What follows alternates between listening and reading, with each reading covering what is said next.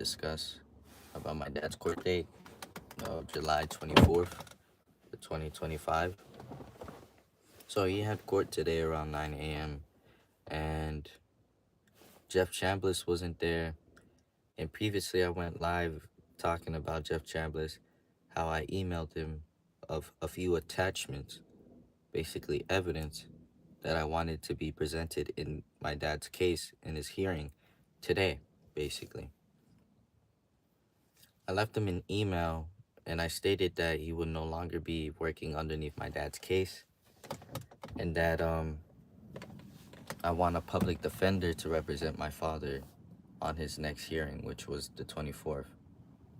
So my father had his hearing on the 24th and they skipped it to July 31st because the psychiatrist didn't show up. Mind you guys, this is the same psychiatrist. This is the same psychiatrist that filed his declaration into the courthouse on July 2nd. I'll be putting a screenshot later on up here. He filed a declaration. He mailed the declaration at 12 a.m. You know, like when you're like doing stuff like documentation at a late night, it should be very important to you, right? That you got it done at a specific time, at least before, 1 a.m. But it's still midnight. July 2nd, he never met my father, and he mailed that declaration. That mail. He mailed that declaration.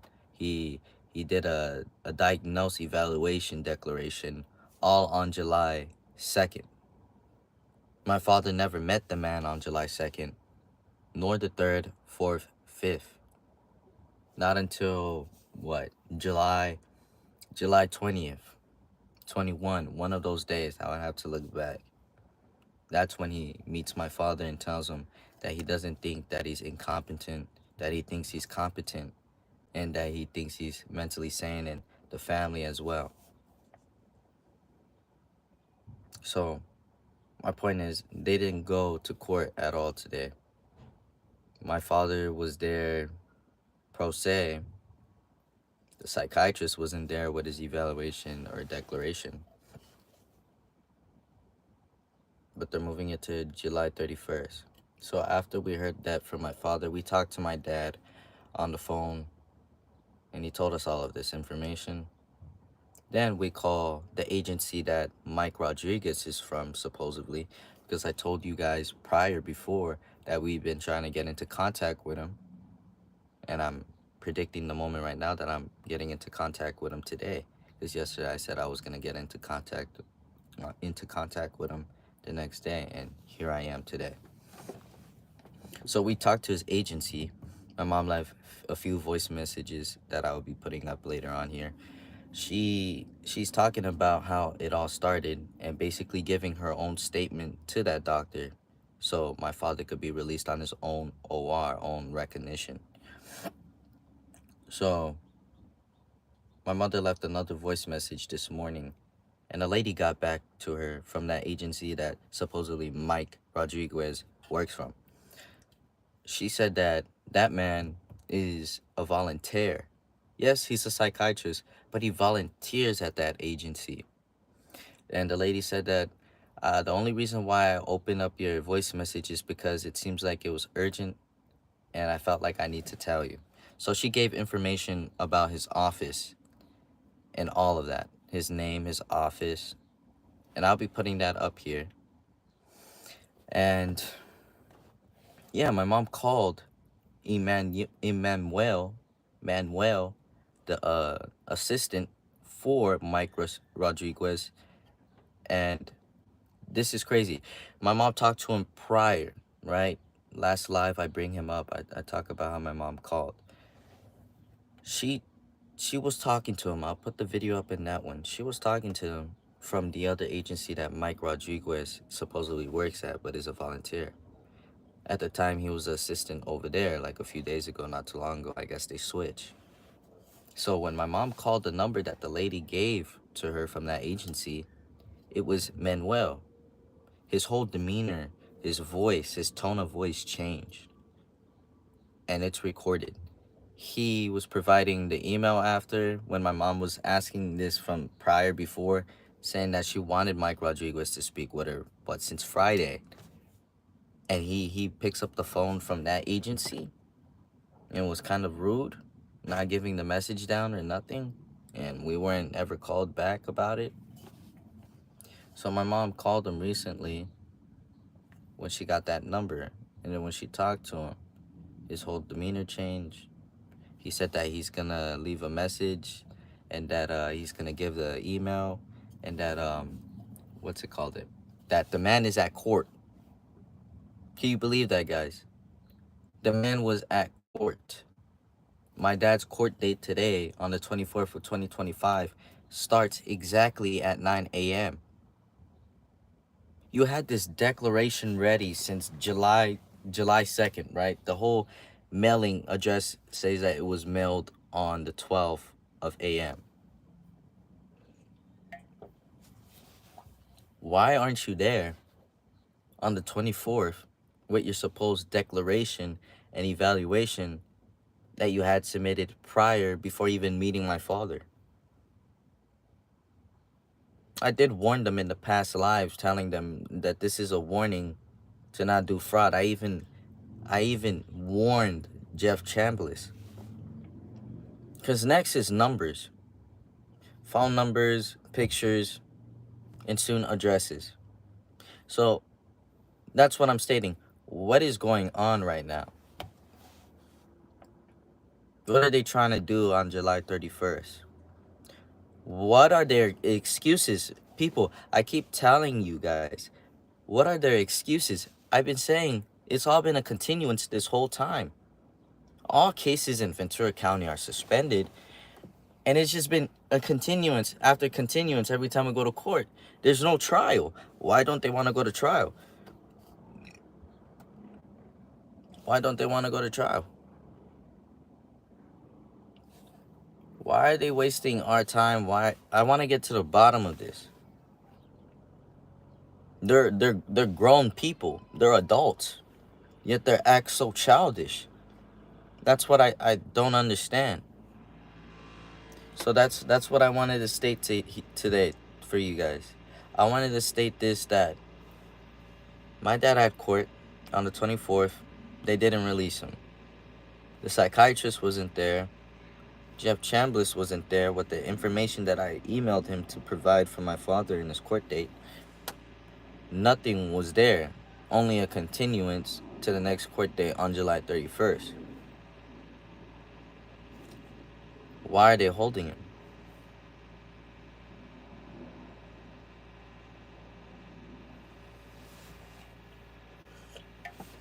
My father is slowly keeping up. You know, he's still sick, and they're still not providing any medical treatment. Yet they're holding him. This is what I'm explaining to everybody, but I don't know if I'm explaining it perfectly clear. They're holding him, yet they're not medically treating him. They're bringing up fabricated evidence into court. The same CDs from March 19th, 2023. The same CDs from that preliminary hearing where I had no fucking timestamps, no badge numbers, no identification who's holding that badge cam. And they're using that same footage as evidence for the first case that was dismissed, but yet they changed the case number to my father's. They're doing this and proceeding it out so it's a leverage to continue with the fabricated story that they're bringing along in the future right now. The past was settled that it was wrong, there was no duty, it was kidnapping, and it was unlawful. Why are they using that as evidence? Why are they using a false declaration? That's what it is. It's a false document submitted into the courthouse. And that's how you just put somebody away illegally? That's how you could criminate somebody and unlawfully prosecute them? It's crazy, man. It's crazy that the psychiatrist was there today at court, and my dad's case hearing, the court hearing, start at 9 a.m. The court hearing started at 9 a.m., yet the psychiatrist wasn't present in the courthouse. In the courtroom. But yeah, he was present inside the courthouse, but he wasn't present in the courtroom. How does that work? Why is he avoiding us? Why is he hiding from submitting his declaration that he already had submitted in docket since July 2nd? What's going on? What's their next move? I don't understand. Like, you guys go from falsely doing all of this bullshit to us and then falsely accusing my father recently in his own cell. Really? That he smacked somebody, and then there's a witness, the same witness that he supposedly smacked, testified. I have his statement in my phone right now that I'm gonna be putting up later for you guys.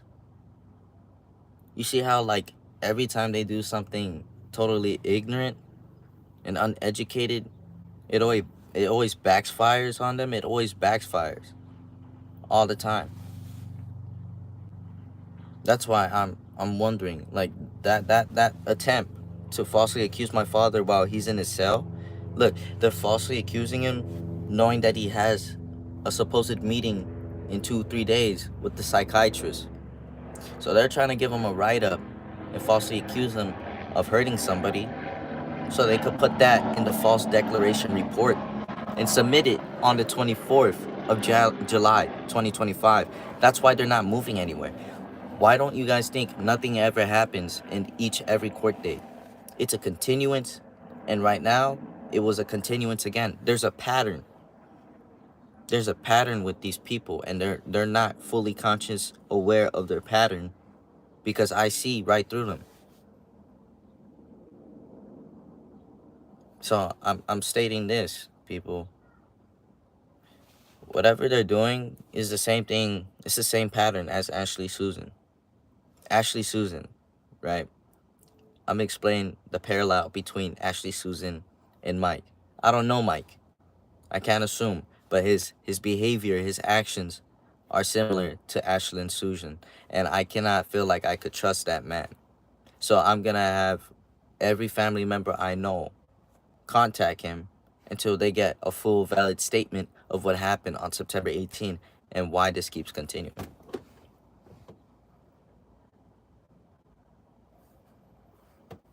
That's about it. Ashley Susan. How I'm gonna do a parallel with Mike and Ashley Susan. Ashley Susan submitted her false declaration report of the evaluation, but she never met my mother or spoke with her. The only time she ever contacted my mother was on March 3rd in the morning around 10 a.m., 9 a.m. She calls asking if she would like to take a request evaluation with her, meaning my mother has the choice. Of course, my mom declined her offer and went with her own primary doctor. Even though my mom went with her own primary doctor, on March 3rd, the same day she got into contact with Ashlyn and Susan, the same day my mom got her evaluation from her own primary doctor, then she emailed her letting her know about it. Then she submitted it into the court record public defender's office on March 17th, on my court date. Like, this is where it gets crazy. Even though she submitted it on March 17th, this is how they're sabotaging your own case. On March 17th, it was submitted. On the 21st, on April 8th, when John Taylor was following us all over the fucking courthouse, trying to convince my mother to go into an unrecorded room, courtroom 26, Judge Bailey, where the hearing's off calendar, the case is suspended. So what are you gonna do in a courtroom that has nothing on record? What are you doing? Sorry, guys. My phone died. My phone fell. Oh. Nope. Sorry. But seriously, what are you gonna do? What are you gonna do in an unrecorded courtroom? That's shady. Anyways, by John Taylor on the 8th of April, he told my mother that Ashley Susan was submitted has submitted her declaration of evaluation for my mother on the 21st of March. It was submitted into the court.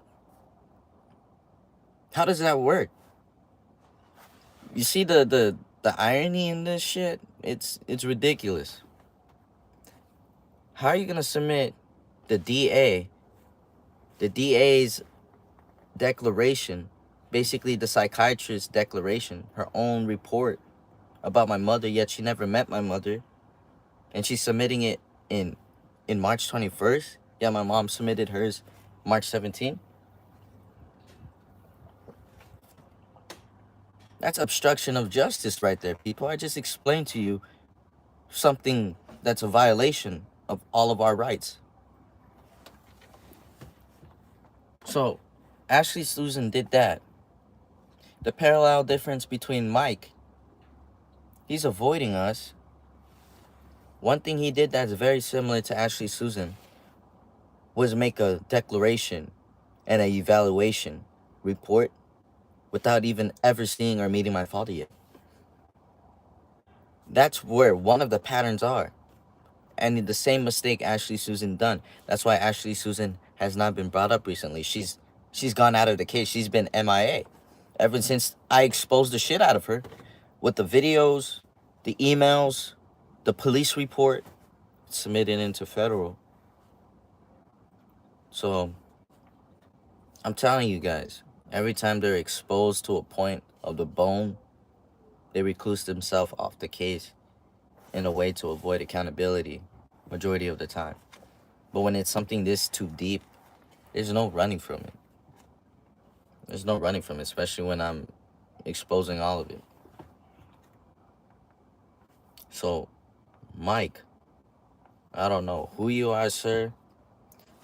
I know that my father told you about the YouTube channel, and I hope that you are watching or you have seen a few of these videos, because I'm speaking out to you right now to tell you we are trying to get into contact with you, sir, so you can hear our statement, so my father could be released from all these lies. You guys held him there too long. Too long, no medical treatment, and peer harassment throughout those months. I hope they do know when they're liable for a lawsuit. All those months of psychological torture adds up to a quantity out of your pockets.